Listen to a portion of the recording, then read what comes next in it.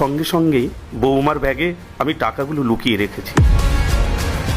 ছি রিয়া, তুমি এটা কি করলে? তুমি নিজের স্বার্থের জন্য আমার বোন আর বাবার উপরে অত্যাচার করছো। হ্যাঁ, আমি ঠিকই করেছি। যেদিন থেকে ওরা গ্রাম থেকে এসেছে তুমি ওদের জন্য পাগল হয়ে গেছো।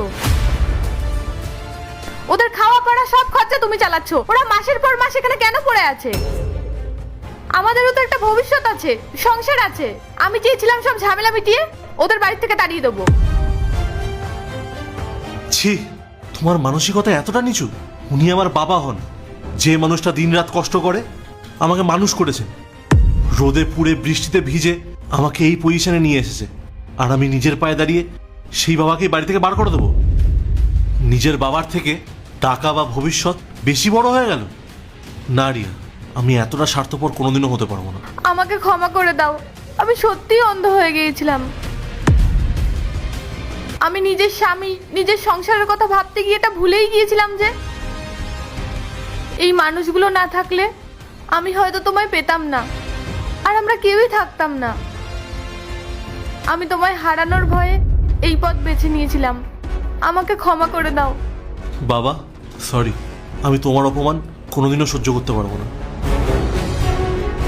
শোনো রিয়া, বাবা আর বোন আজকে থেকে আমাদের সাথেই থাকবে।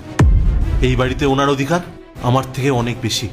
তুমি যদি এটা মেনে নিয়ে সম্মানের সাথে থাকতে পারো, তাহলেই তুমি এই বাড়ির বউ হবে। বাবা আর বোন থাকলে তোমার কোনো সমস্যা হবে, তাহলে দরজা খোলা আছে, তাহলে স্বাচ্ছন্দ্যে নিজের বাপের বাড়ি চলে যেতে পারো। তুই শান্ত হ বাবা। বৌমা ভুল করেছে ঠিকই, আর সে নিজের ভুলটা ঠিক বুঝতে পেরেছে। মানুষ তো ভুল করেই শেখে। আর তুই তো জানিস আমি তোদের সবসময় ভালো চাই রে। আমি কি চাই রে ছেলে বৌমার সংসার ভাঙতে? আর বৌমা, আমি তোমাকে কোনোদিন পর ভাবিনি, তাই তোমাকে নিয়ে আমার মনে কোনো রাগ নেই। আচ্ছা, এসব কথা ভুলে যাও। চলো আমরা সবাই মিলেমিশে থাকি, এটাই আমার চাওয়া। বাবা, আমাকে ক্ষমা করে দিন। বোন, আমাকে ক্ষমা করে দিও। আমি আপনাদের কথা দিচ্ছি, আজ থেকে আপনারা আমার পরিবারের সদস্য নন, আমাদের মাথার ছায়া হয়ে থাকবেন। আমি আপনাদের নিজের প্রাণের চেয়েও বেশি আগলে রাখবো।